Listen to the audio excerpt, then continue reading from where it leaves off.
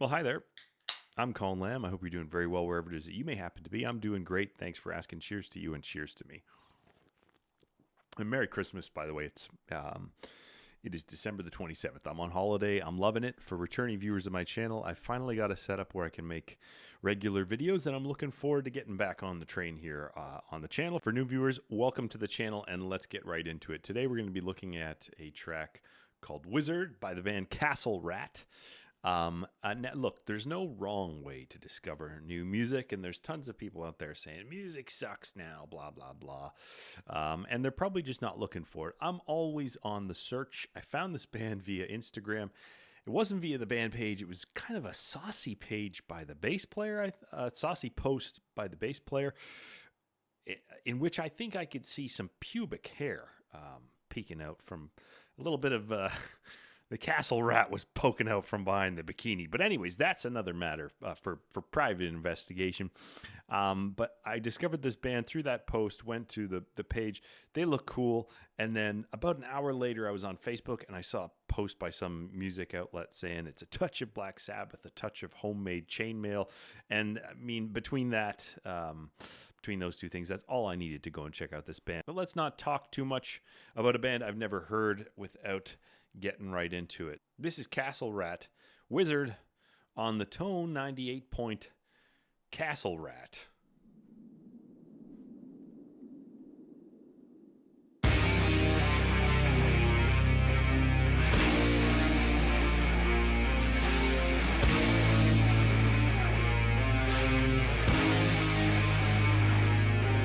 Turn this up a little bit.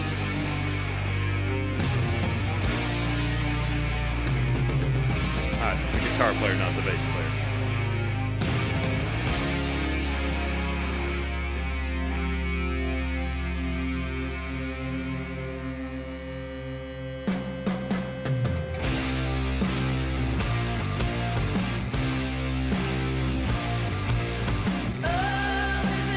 And the singer.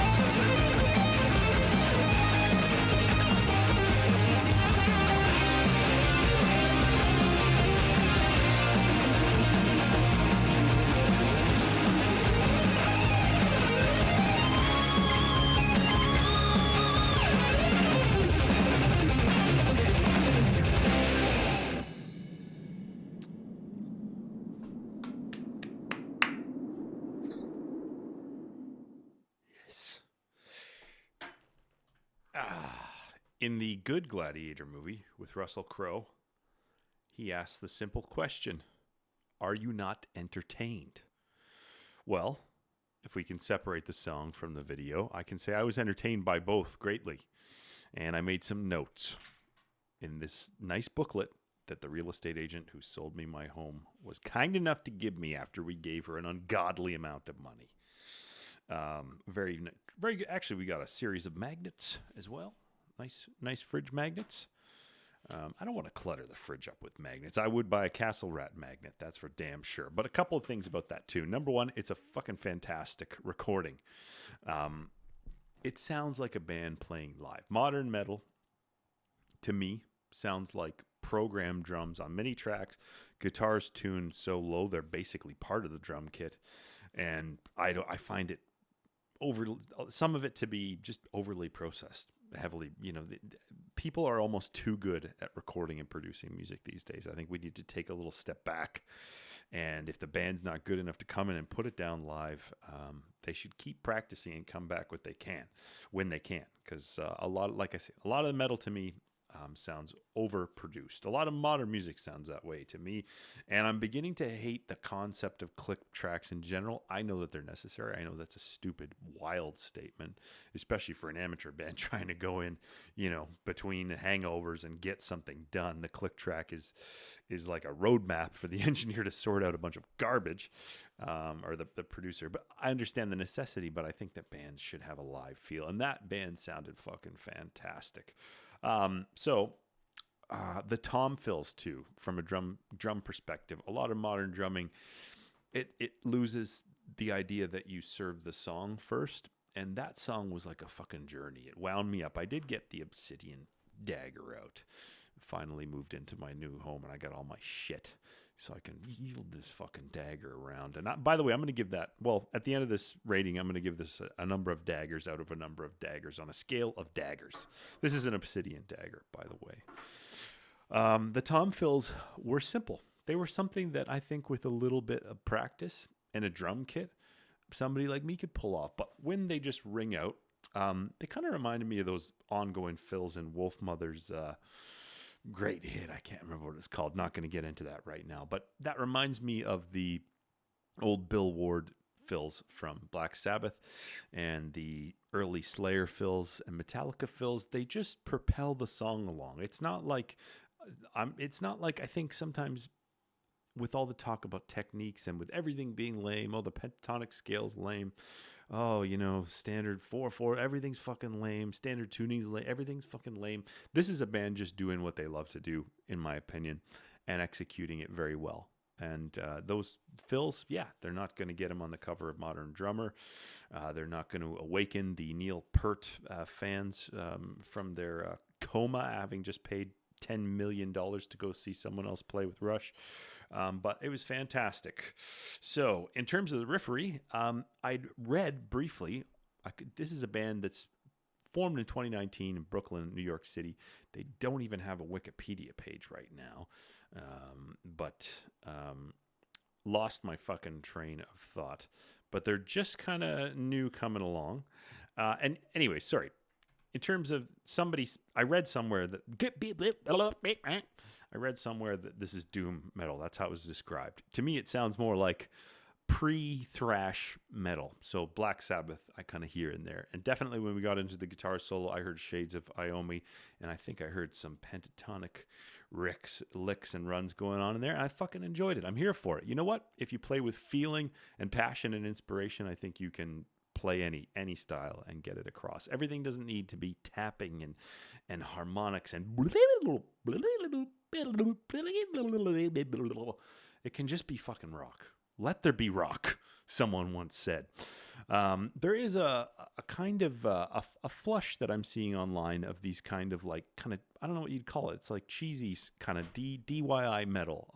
That other band that I looked into, Battlesnake, I missed them when they came to Adelaide. I'm living in Australia here, and I wish I would have gone to see them. And I have a fucking horrible suspicion that I missed Castel Rat, but I would definitely go and see this band based on that. The guitar solo was great. The bass at one point, I just heard that Michael Anthony chug going. The riffs weren't just standard kind of doomy, droney fare. There was a little bit of droney kind of stuff going on.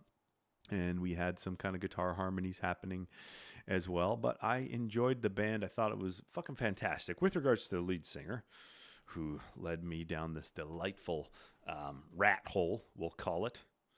I'm going to say something, and I don't care how it comes across. A lot of times when you see beautiful women in the sort of music space on Instagram, because that's all that Instagram thinks anybody wants to see is beautiful people.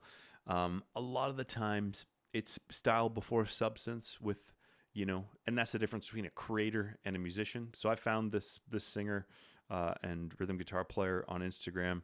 And yeah, obviously it's not hard to look at, but she can really fucking sing. And she's holding down that rhythm guitar. And that's fucking awesome. And as a front person, you have a lot of options. You can be kind of David Lee Roth jumping all around, waving your personality at the end of anything long enough and strong enough to hold it. Or you can just do your fucking job. And the aesthetic of the band obviously gives her that ability to embody that kind of ethereal, statuesque metal goddess thing. And she's doing it fucking fantastically. So I love that track. I'm going to check out more of this Castel Rat. And I'd love to see this goddamn band if they ever decide to dip down to Adelaide, which a lot of bands early on in their touring career, they will come down here. But I'm missing bands now that are kind of moving past that stage, and I'm hoping that Castel Rat doesn't. But given the genre and the current state of popular music, I don't think we have to worry about losing them to, I wish them success, but I don't think we have to worry about losing them to the mainstream. Anyways, I'm going to give that one, I'm going to go ahead and give that 5 obsidian daggers out of 5 obsidian daggers. That was fucking fantastic. And that's the only scale that I think that can be rated on. Anyways, if you've enjoyed this video, please check out some other stuff on my channel, or at the very least, have yourself a cold beer if you're still on holiday. Merry Christmas, ring in the new year. Enjoy your life, be with your family, and take very good care of yourself. Bye-bye.